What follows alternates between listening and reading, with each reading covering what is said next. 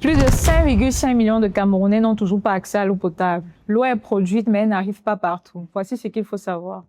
La station d'Akomiada, principal point de production de Yaoundé, ne produit que 100 000 m3 d'eau par jour pour une demande estimée à 315 000 m3. Le déficit est de plus de 200 000 m3 chaque jour et ce n'est pas nouveau.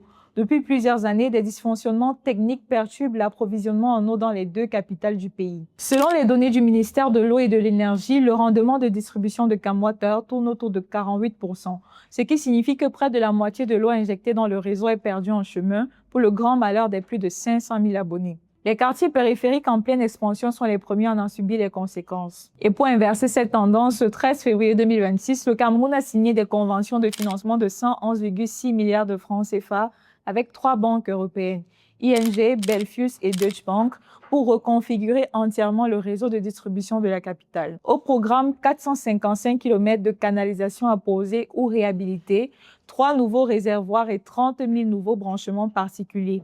L'objectif, porter le rendement du réseau de 52% à 75% et faire passer de 40% à 61% la part de la population de Yaoundé réellement desservie. Les travaux sont prévus sur 36 mois. En parallèle, début avril 2026, le gouvernement et quelques partenaires internationaux, dont la Banque mondiale, déjà engagés à hauteur de 200 millions de dollars, soit environ 120 milliards de francs CFA, se sont réunis pour accélérer le Compact national pour l'eau avec un objectif clair, atteindre 90% d'accès à l'eau potable à l'horizon 2030 contre 77% aujourd'hui. Alors, pensez-vous que d'ici 2030, chaque Camerounais aura enfin accès à l'eau potable?